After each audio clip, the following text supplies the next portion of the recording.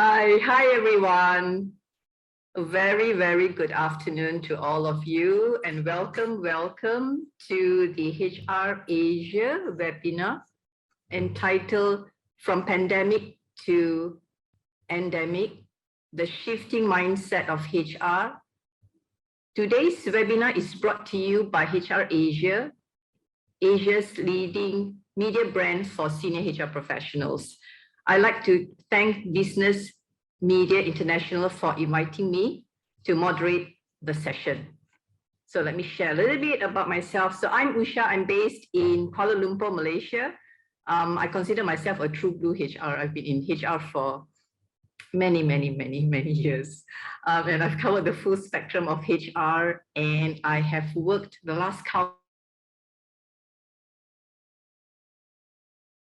is to complete 10 different companies before I move on to another field.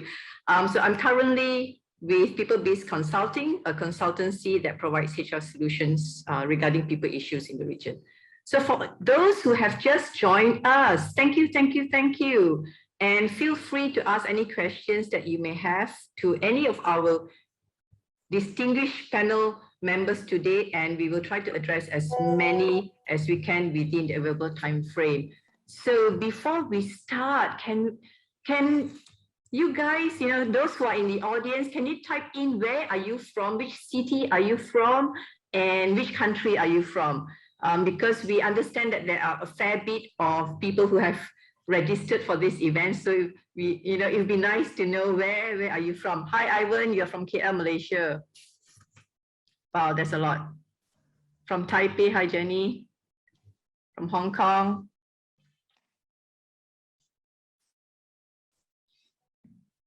Okay, Philippines. Indonesia.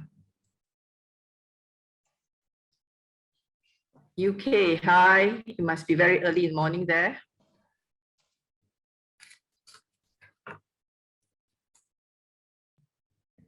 Hi, everyone. Okay, so good afternoon again to those who have just joined. So we are about to start our discussion soon, and I hope you are all ready for an interesting session. As I shared with the panelists, I was panelist just now, it is a Wednesday afternoon, so we hope to be, an easy, relaxing session, but we hope that it will be will give you value as an audience in our sharing. And please feel free to type in any questions that you have, any views that you have in the chat, right? So as a context, right, the last 2 years of pandemic has taken a know that, right? We were treading on a very unfamiliar waters, and there was no reference point that we can make, right? In fact, even if we Google, we were not even sure that whether we will be able to find the answers at that time. So due to all these uncertainties, a lot fell on HR's shoulders. In fact, I do know HR folks say that they are like chief miscellaneous officer. We are like the counselor, we are the motivator, we are the recruiter, we are the compliance officer, we are the executor, you name it. Except for sales, I think every aspect of the business we already get involved. Right. So all this amplifies the relevance of HR, and in my view, it also upgraded us to the next step of HR. So the expectations of management and employees of HR have also evolved, and HR have shifted, from inward focusing, concentrating on compliance, looking more involved as far as employees and also business is concerned. So this trend, we know that it's going to continue for the next few years. So due to the changes of the world and the expectations of our community, HR too had to change, right? Whether in our approach, in our processes, or even in our mindset. And that is what we would like to talk about today with our panelists. How HR is orchestrating the shift towards a more skill-based organization and transform the role of HR as we gradually and thoughtfully move to a different stage, the endemic stage, right? So I am very honored today to have our distinguished panelists with us. So let me introduce them to you, and let me start with our first panelist from Vietnam, Min Hong. Min is currently, hi Min. Hello. She is currently the country head of 6 years of working experience in Standard Chartered and held various diverse senior roles, such as head of credit risk control, head of wholesale banking operations, and chief information officer before she took over the country head of HR role in 2014. She was the first female and localized CIO within the Standard Chartered Group when she took the role in 2009. Thank you. Min was also the chairman for the Women International Network for Standard Chartered Bank Vietnam, which focused on activities to raise women's profile and career growth while achieving their personal work-life balance objectives. She is active in driving and advocating new ways of working, future of workforce in SCB Vietnam. So we look forward to your sharing, Min. Yeah, thank you, Usha. The next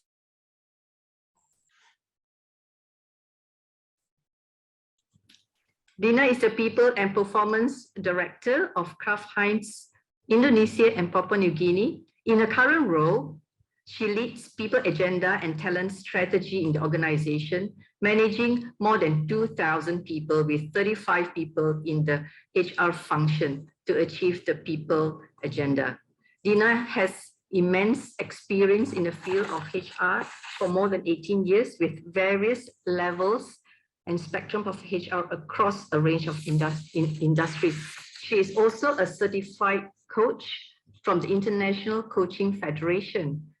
And in 2021, she was honored as HR Leader of the Year by HR Excellence Award as a result of her career achievements. Well done, Dina, and welcome. Thank you, Usha. Hello, everyone. Nice to meet you all.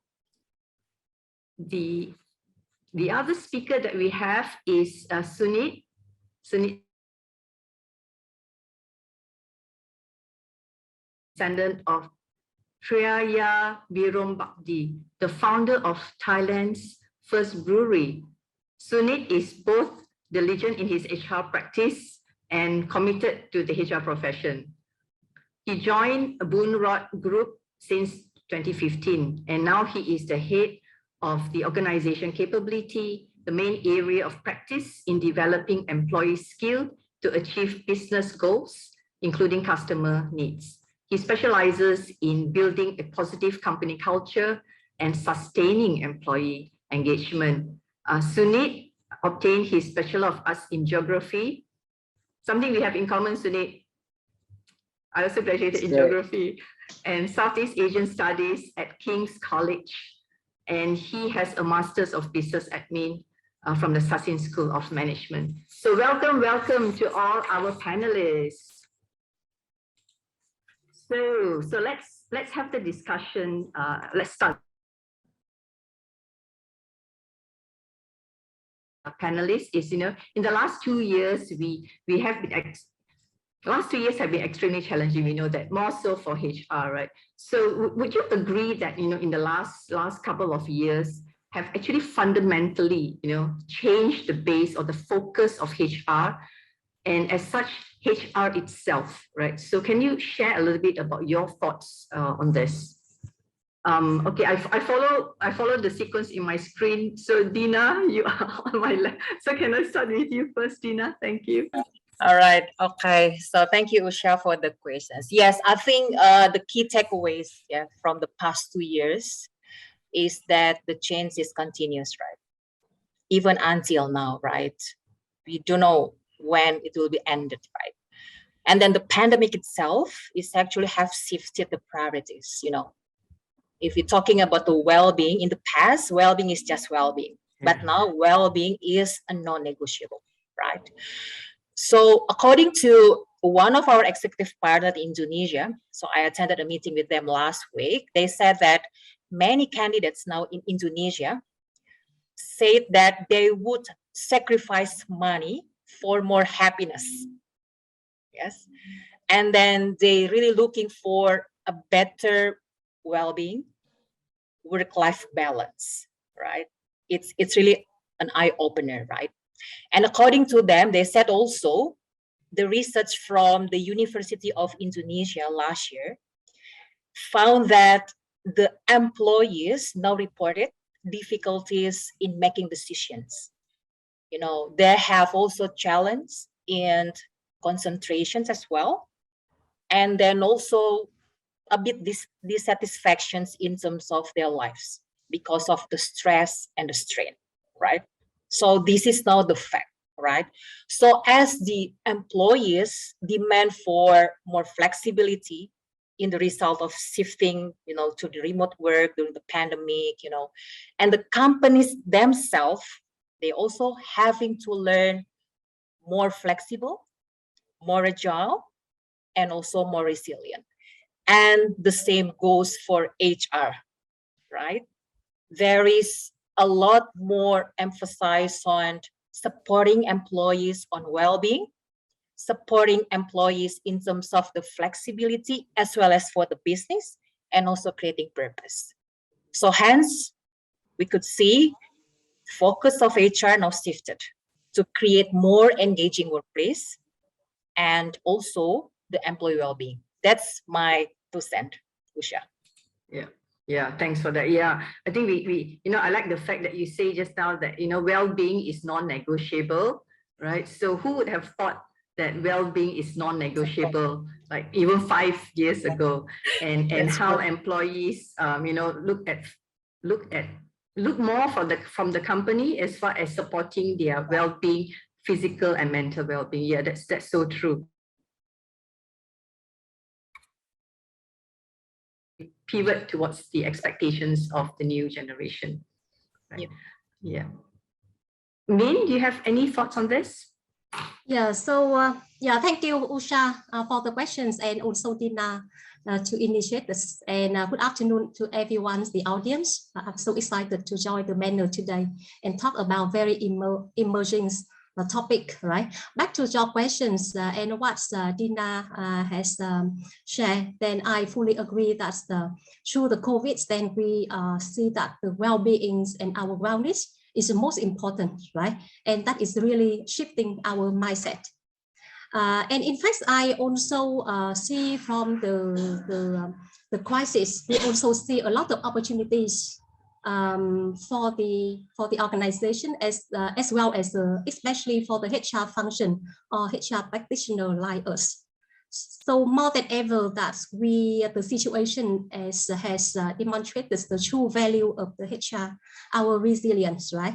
And we was one also impacted by the pandemic as the part of organization as well as the individual itself. But however, we keep like the organization and our employees engaged, productive, and also overcome the challenges. Then I also see more than ever the digitizations and the investment in the robust HR processes and platform is so important, right? And I think that also like it's also the trigger for us to really shift our traditional mindset and the traditional working alignments into the actions, and to also like with the uncertainties. With empathy, I think the empathy is so important and required from the HR practitioner through the crisis. Then I think the traditional HR processes and practices are still required, like the payroll, hirings, etc. But those are not yet enough, right, to meet the demands of the evolving world nowadays. So to me, I think there were challenges during the COVID, but however, it's also brought us to a lot of opportunities, especially our accelerations of digitization, shifting our mindset. Otherwise, it may it would take us years or decades to make some kind of significant change and turnaround.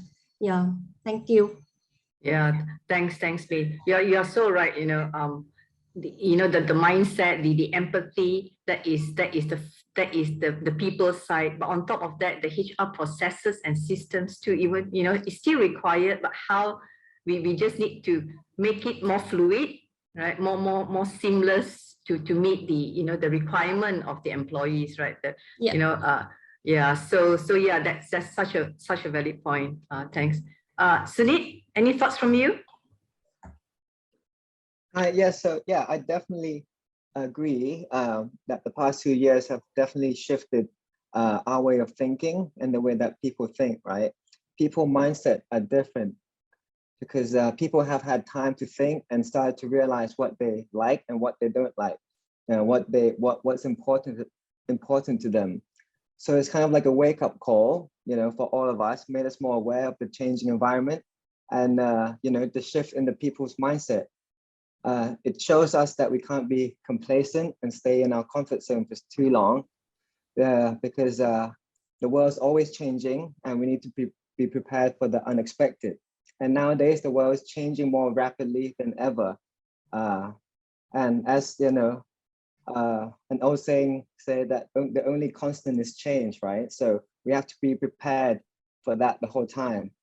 So I think therefore we need to be aware and be able to cater for those new needs and be open-minded about new ways of working and new ideas. And so for me, three keywords to focus are empathy, flexibility, and employee experience. Yeah, that's about it for me. Yeah, thanks, Sunit. We keep on hearing that, right? Empathy, flexibility, and it's what we wanted in the past, but we dare not say it out, right?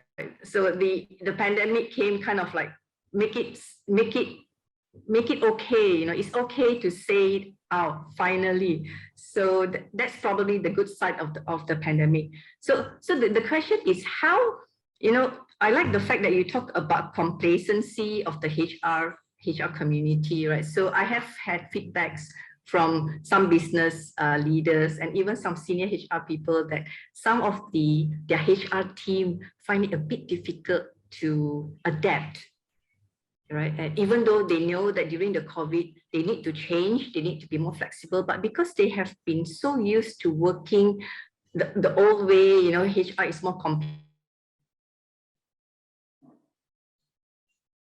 disciplinarian. So it's very difficult for them to kind of show their empathy. So how do you encourage your teams to move to that mindset of flexibility, empathy, and and put focus on employee experience? Adina, maybe again. All right, okay. I think they need to feel the empathy first, right? Before they can share the empathy to others, right? So as an HR leader, I think we need to share the big pictures to our team, to the team member, right? And explain the why we need to change, right?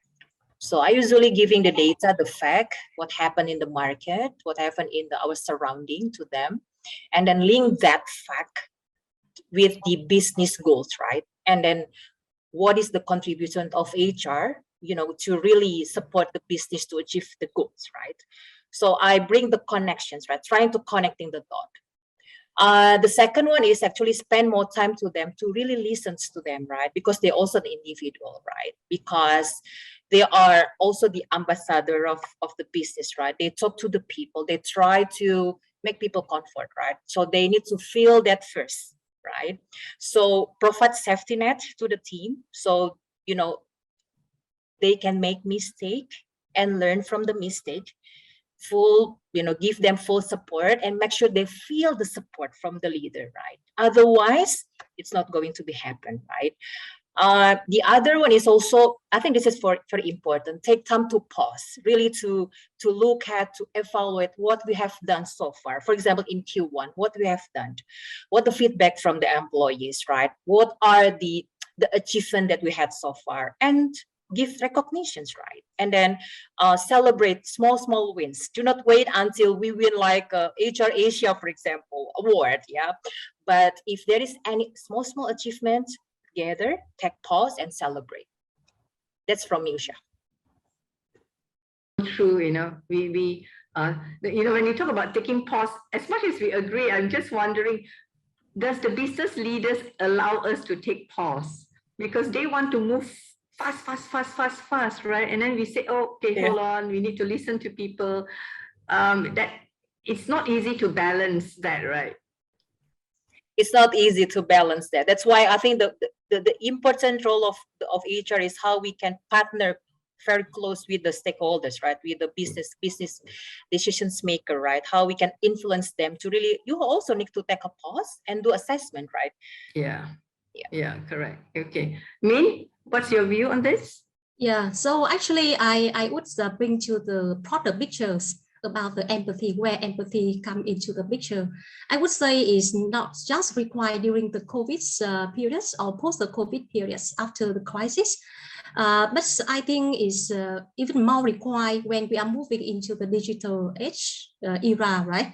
So luckily at Stanchart, actually we talk about the future skills required long ago, even before the COVID. And I remember in which we also touch on the emotional intelligence, in which the empathy is one of key element. Throughout the crisis periods is the time that where we are living and demonstrating and practice the empathy in the real life.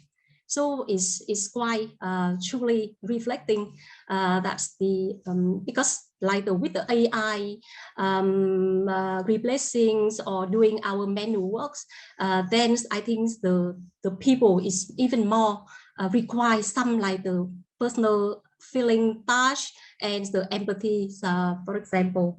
So in fact, like what we are, as Usha rightly mentioned, how we balance between the business needs, right, which always require for the very fast moving, and whether we are allowed for our people to take a pause, as Dina mentioned.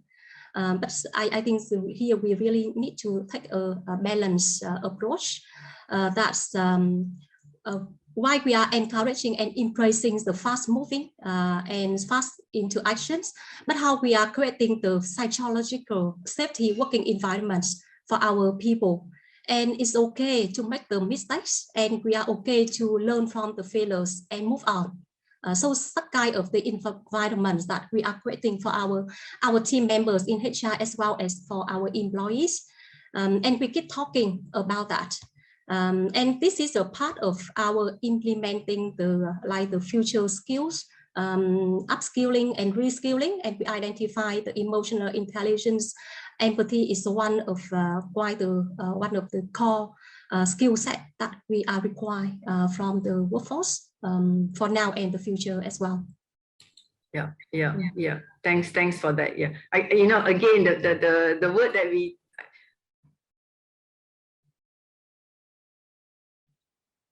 right. How if I am, you know, if I were to run an organization, or if I'm part of the HR team, like how do I train myself in empathy?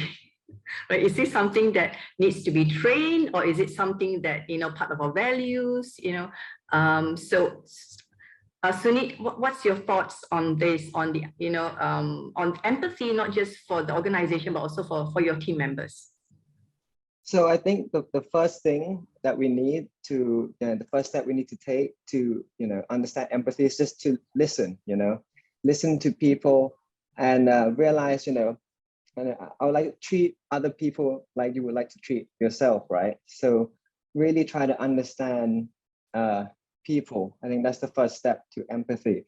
And the second is, don't forget that, you know, people are human, right? So we have to treat like human, like we can't treat people like machines, right? You know, just have them work and produce as much as you can. And, you know, in the end, you know, everyone's going to burn out, and it's a lose-lose situation, right? Even using a computer, you turn on the computer for like a whole year without shutting it down, it's going to break down as well. So And then humans are even more sensitive than that. So I think we need to start changing the mindset of how to treat people like people and not, you know, workhorses. That's just going to make us profit. I think that's an important thing to realize.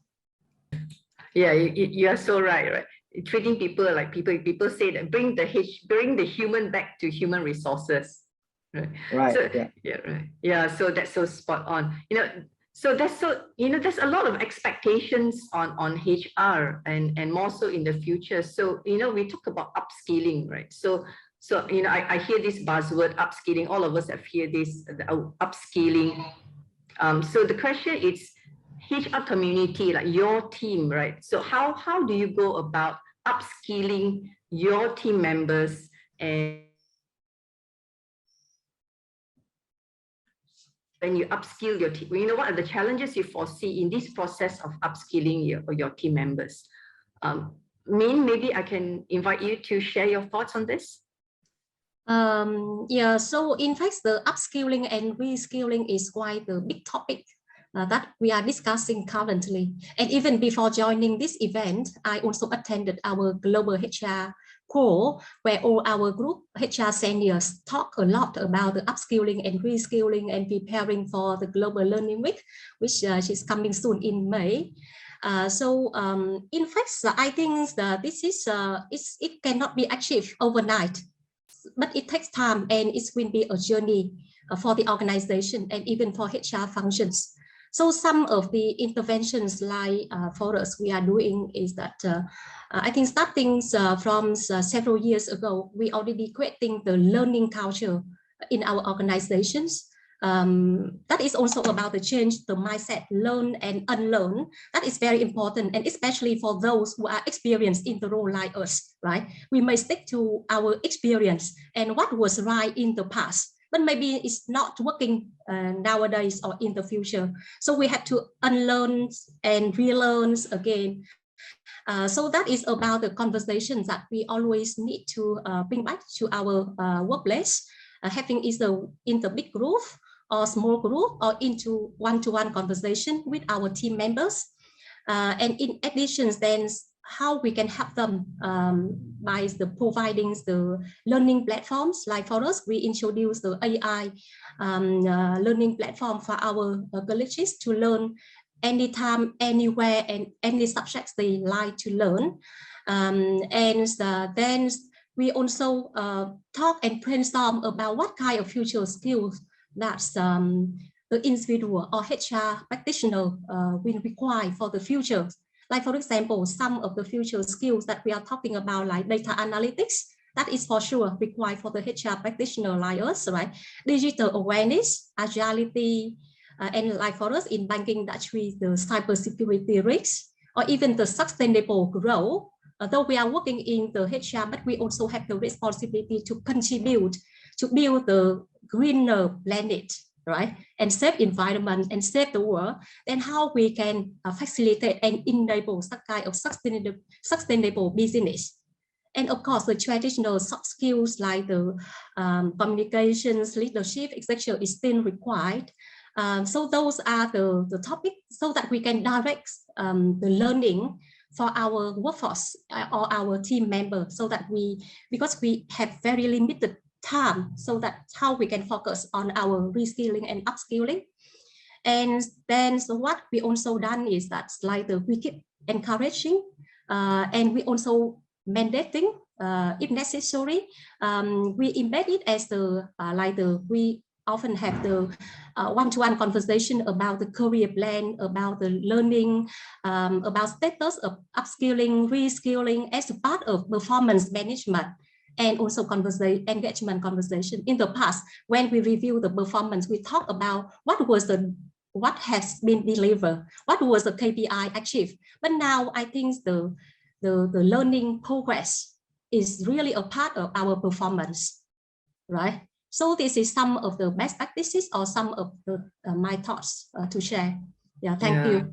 Yeah, thanks. I mean, it's the learning and unlearning. You know, when you talk just about data analytics, digital, cybersecurity, people like us who came from, the past century, it's like, oh goodness, how are we supposed to go and learn all this? It's quite scary, right? So people, the younger folks, like Sunit's generation, probably it's like no big deal, right? So how do we, how are you going to train me, people like me in this context? So Sunit, what's your view on this? Like, I'm sure you have a wide range of diversity in your team. So how do you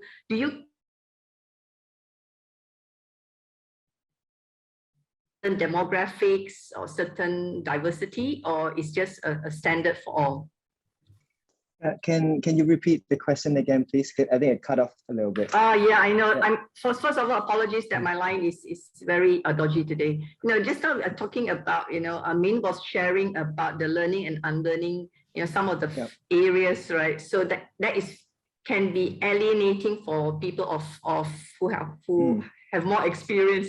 And you, as a leader of, organizational capability, you have a diverse team. How do you cater your learning or your upskilling experiences to cater to the different demographics?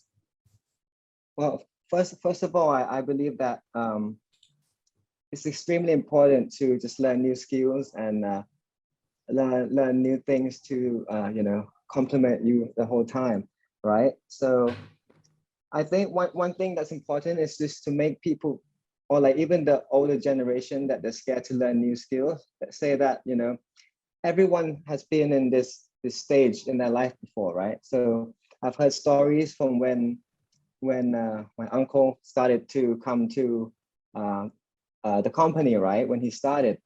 And back then there was still, everything was paper form and no computers. So they bought a computer, didn't know what to do with it, and just, left it there for 2 years and no one was willing to change, right? So they had the same problems back then as well. So we just need to make them realize that this is nothing new, they've been through that.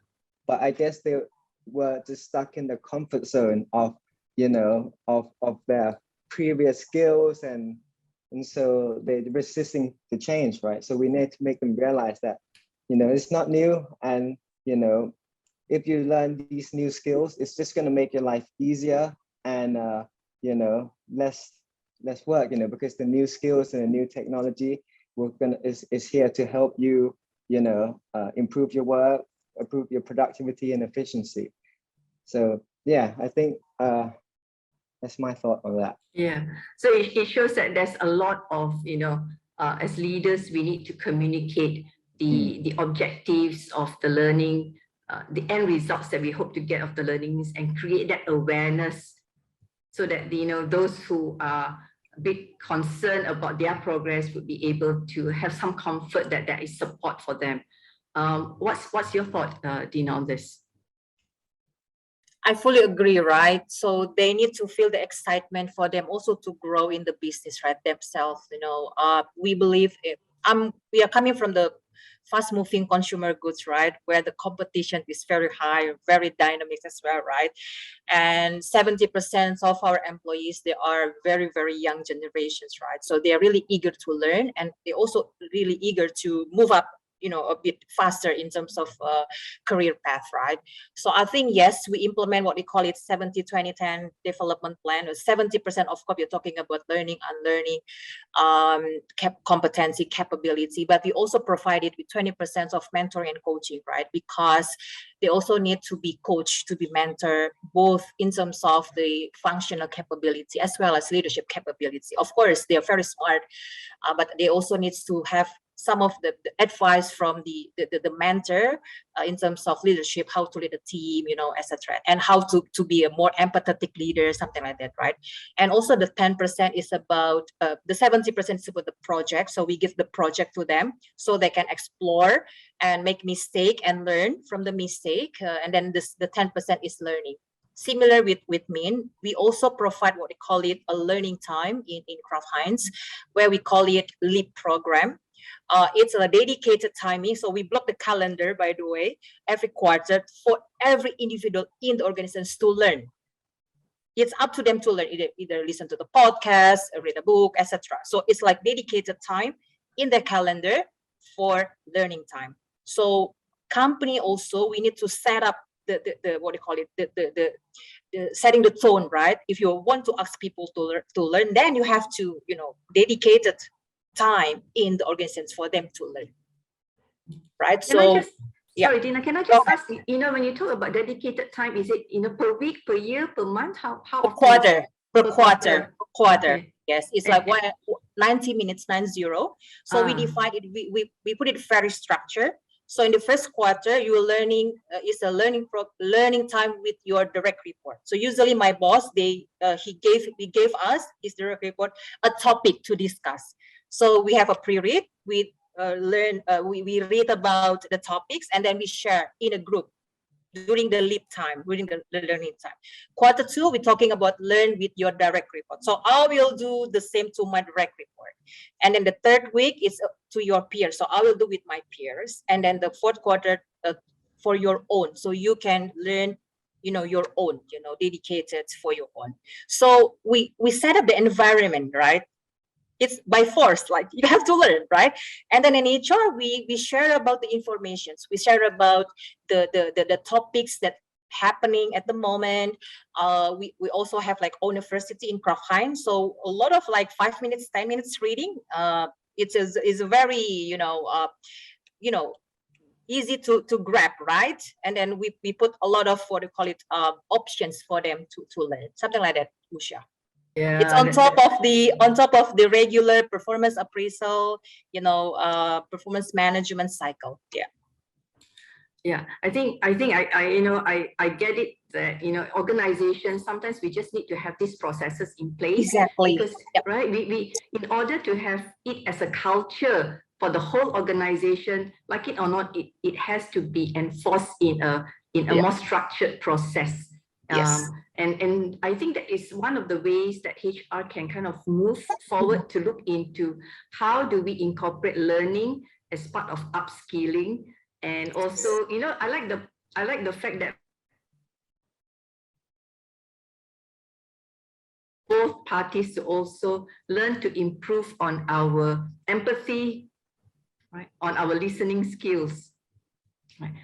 Okay, thanks for that. So maybe I'll just go into the questions from the audience. So audience, if you have any questions, feel free to ask our panelists. So there are two. The first question here from Raymond Poo. He says, can you share what are some of the well-being practices that your organization is practicing at the moment? Any one of the panelists would like to take this? Yeah, so I can share some of the practices that we are implementing or have implemented. In fact, we identify the well-being is very important, and we call it the health is wealth, right? And actually, for us, well-being will consist of 4 key pillars: the physical well-being, mental well-being, financial well-being, and social well-being. And so first, that we raise awareness of our employees, our workforce, about the well-being. What is it about? Because in the past, I think that maybe the awareness level was quite low, or even and the people tend to ignore that. And we are like the workaholics. We just bog down in doing our job, for example. So first, it's about the bring awareness, and the second one is that we provide the tools and the campaigns. Like for example, we during the COVID time, we also organized like the workout challenge hours, where our colleagues is working from home, but we can do exercises, and we can up those kind of clips into the Facebook or media, and then we can win the awards and call for donations. And for example, so this is like internal competition among each other. Yes, and we also influence the market to participate with us as well. So any donation or any money we can collect from our post, and we donate for the charities or funds to treat the COVID or something like that. So now we back to the normalization, and we do something quite structured. That's one of our people agenda activities. We form the squads working on the or the drive, like the health is well or wellness. So we have the volunteers leading on the mental health, physical health activities. For mental health, in fact, we also like to introduce and provide the employee assistance programs where our employee can access to the psychologists anytime for themselves and the family members at the free of charge at the bank's cost throughout the year. Yeah, so very accessible. So we raise awareness about the mental health. Physical health, I think, is quite easy, but mental health is quite a sensitive topic, especially for the Asian people like us. We tend to hide even from ourselves and hide it from others. So again, we have to raise really awareness. And we also like to deal with our insurance vendors to ensure that they also include the treatment or claim for the mental health treatment, which ought to be included. So that is not only to support on the financial side, but is to like to remove the bias, the barriers of like the stigma about the mental health. And at our bank, we also like to train the certified mental health first aid, like myself, you know, provided by UK like the practitioners to become the mental health first aid, something like that. So a lot of activities going on in our organizations to help our people to promote the well-being, both like the physical, mental, and financial. Of course, we also provide certain kind of financial support, but that maybe we can not do much, but more is important about the first two parts. So I think a lot of difference and significant change in our atmosphere at the workplace. Yeah, so those are why the exciting activities. That's a lot. That's a lot. Yeah, a lot. That's a lot that we can learn from. What you know, the good practices that you all have done, Standard Chartered have done for the employees. You know, I like the fact that you have a mental health first aider. Going through that exercise probably is not easy either. Thanks for that. I mean, anyone else would like to share, or we can move on to the other questions? I think I could add on that, Usha. Yes, so please. it's similar to me, right? We call it live well. The goal is actually to everyone to have peace of mind, right? So they feel that, okay, I'm doing my job and I feel secured, the company taking care of me, the company taking care of my family, right? So we have three pillars: physical, yes, same like me, physical, mental, and also financial. Financial, we're also looking for the habits of managing your money, you know, for the millennials, as well as preparing your retirement, right?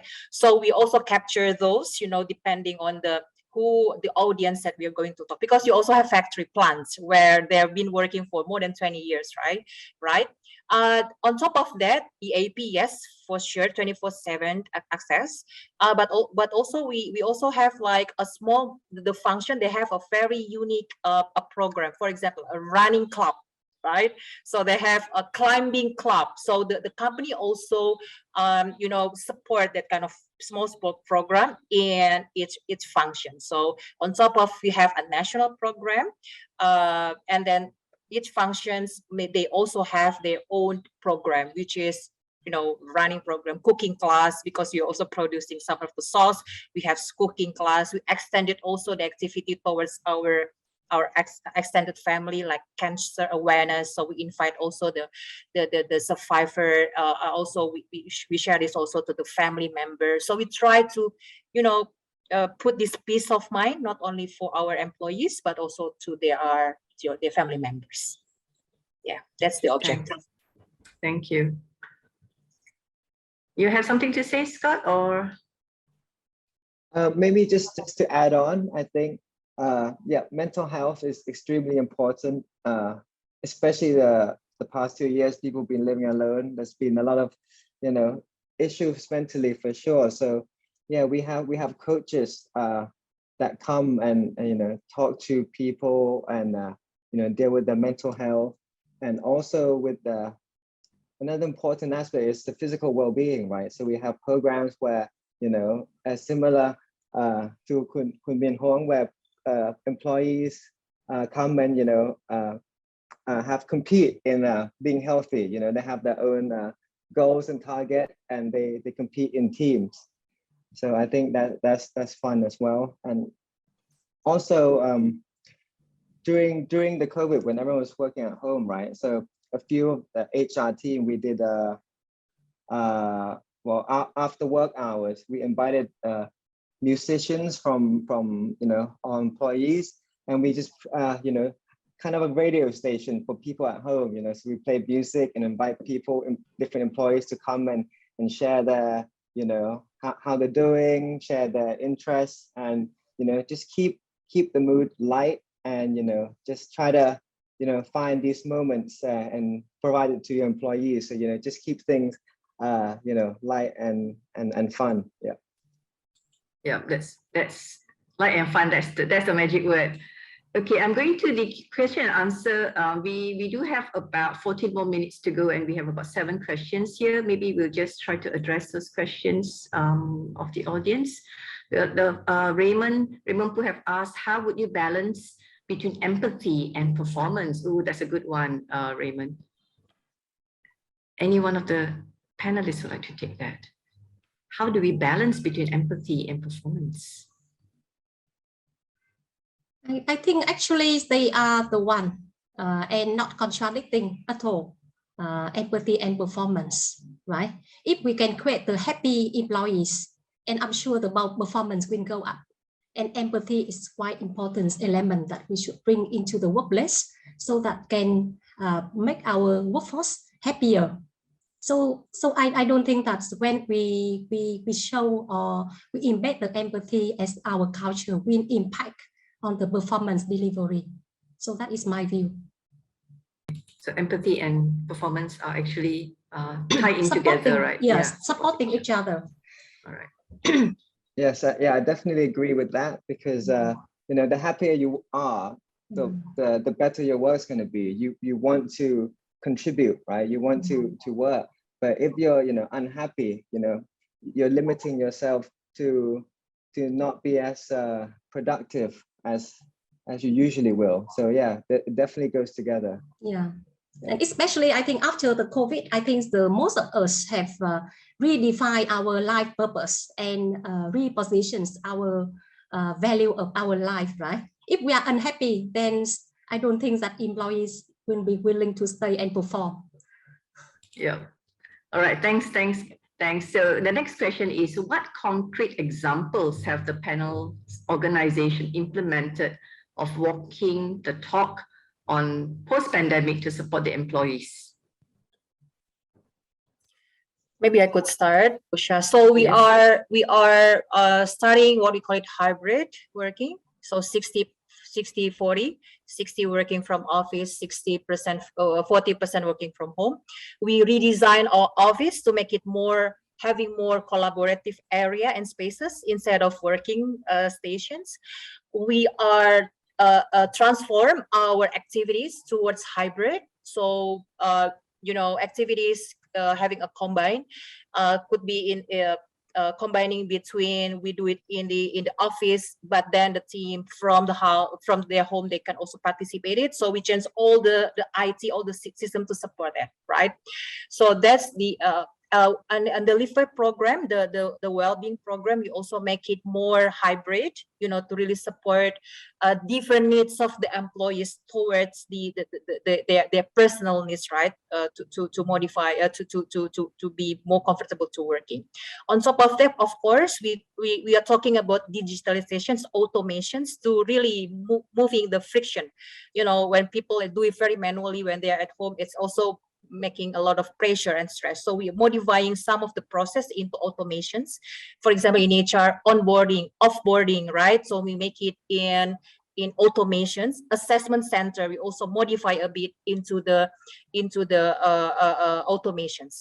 We are now looking for a robotic. We are still working on that. Thanks. Yes. Anybody else? Okay, if not, let's move on to the next question. In your opinion, should learning KPI be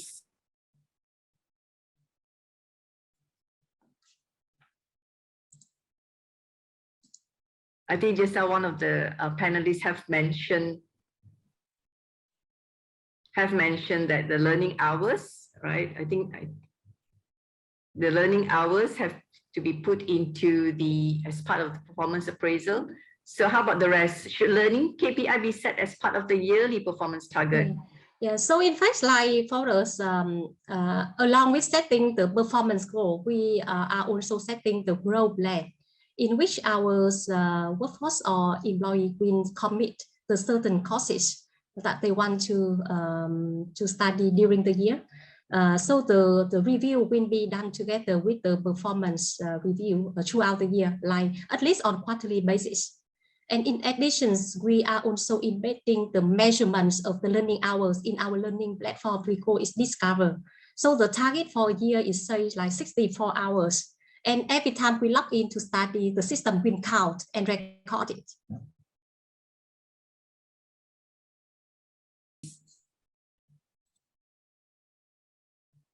Sorry, is that for all employees that they have to record their learning hours? Yes, the system will automatically record for you. Right. Yeah. Okay. Okay. And then we have the award to present to those who has the top before like the learning hours as the to create the momentum. Yeah. Okay. So I will move on to the other question because we do only have 8 more minutes to go. I have a question. We can see that pandemic make us everything goes to online. In the past, we need to go to the office, but now we are doing it home. How does your company ensure employee productivity during the pandemic and maybe now during the endemic? Scott, do you have a view on this? Sorry, can you repeat the question again? Yeah. So they're talking about how do we make employees productive during the pandemic, because they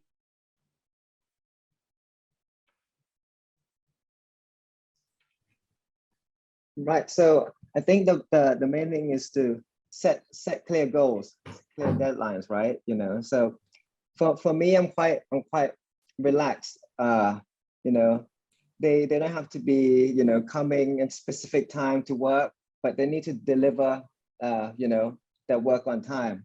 That's it, you know. For me, it's just trying to provide an environment for employees to feel at ease, you know, so they don't have, you know, unneeded pressure, you know.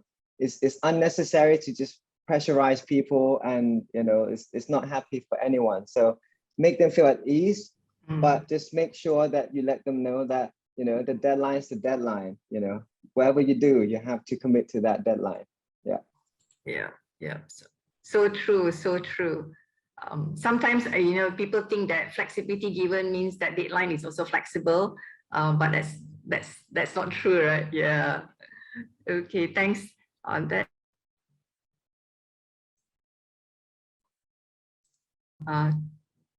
Tay, what kind of support is the panel organizations providing for experienced external candidates who wish to transition into new roles in your organization? I think this is probably onboarding. Sorry, audience would like to answer this question. I forget. I believe this is regarding onboarding, right? So what kind of support does the panel organization providing for experienced external candidates who want to come to your company in a different role? Yeah, so maybe I can share first. Like the Accenture, actually we are trying to leverage our diversity and inclusions also in our hiring approach and strategy, where we also aim to have the diverse hiring from the different backgrounds and different experience and different perspectives. So with that, then in fact, we try to provide the best support that we can for the new external candidates by creating the inclusive working environments, where is the long service colleagues like me or the new joiners, we are equally important and we have the same voice in the table. And we also create the quite opens the working environments where the new joiner also can reach out for the support or to get the feedback as and when he or she require.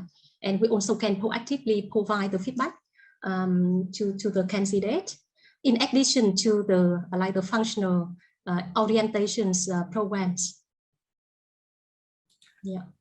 Maybe but having said that, I agree that is quite maybe challenge or difficult for someone to change the industry, but really our encouragement to have the diverse experience. Yeah.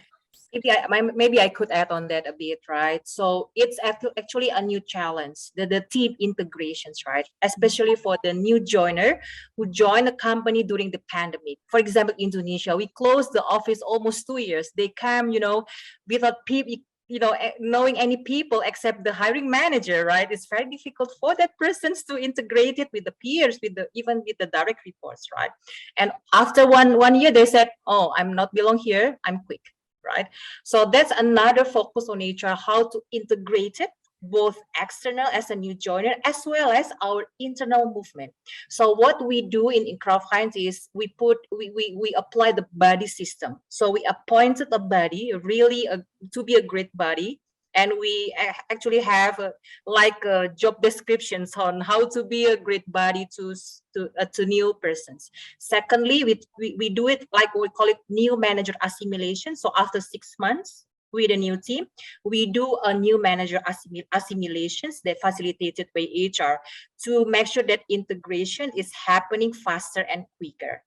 And the third one, of course, our onboarding, to introduce about the company culture, the values, ways of working, and the system. It will be during the onboarding, a 3 months program for the new hire, as well as for the internal movement. By the way, as an impact of this talent shortage, Usha, we also now focus on creating internal marketplaces, right? So we try to groom the talent, move them internally, making them growing in the business in different cross-functional areas. Yeah. Thanks. I think the three of you will probably get some applications, after the end of Looking today's forward. session. Yeah. Okay. So, two questions to go. How do you deal with an employee who doesn't want to learn new things, supporting their work even when the employee pushes them?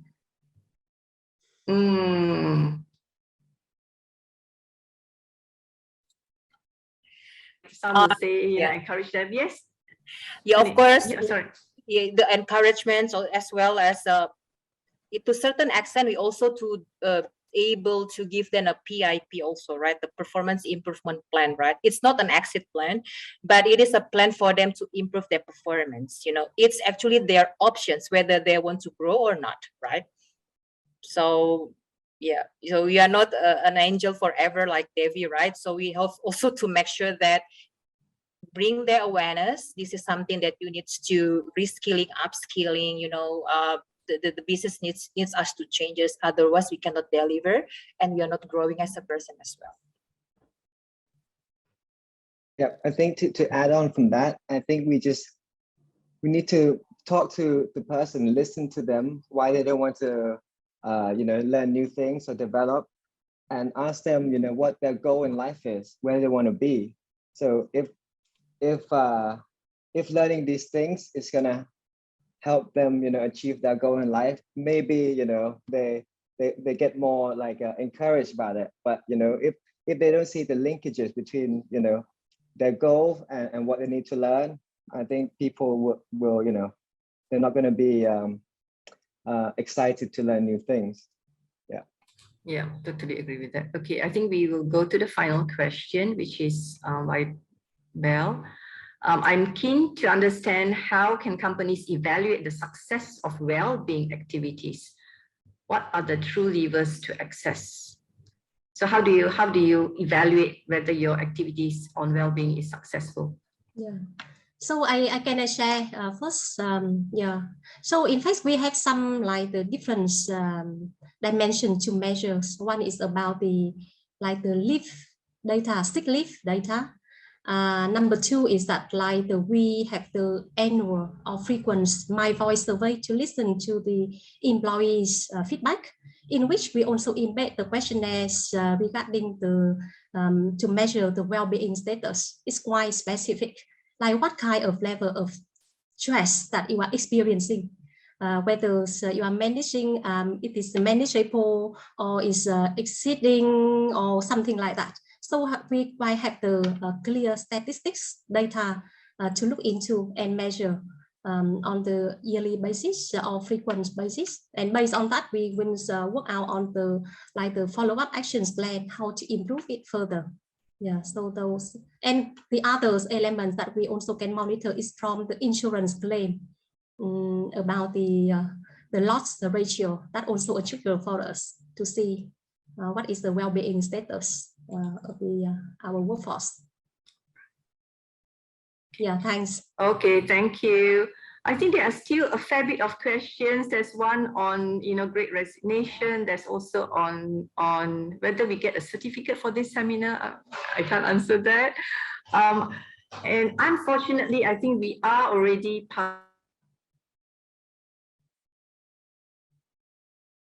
schedule, so I do need to end this. However, we will take note of the questions, and let's see how we can address these questions at a separate platform. So I would like to end this by thanking our three wonderful panelists for their generous sharing. We learned a lot from Kraft, Standard Chartered, and Bunrod. Thank you, Sunit, Dina, and Min for your generous sharing, number one. Number two, thank you so much to all the participants for participating and listening to the sharing and also the questions. Apologies that we are not able to answer all the questions. And finally, I would like to thank HR Asia for organizing this webinar. So kudos to all of you, and we look forward to future seminars by them. And that's the end. So this is Usha signing off. Happy Wednesday. Yeah. Okay, thank you so much. Yeah, thank you, Usha, and everyone and the panelists. Yeah, thank you, and bye-bye all the audience. Thank you. Thank you for having us. Bye. Bye. Thank you. Bye, Usha.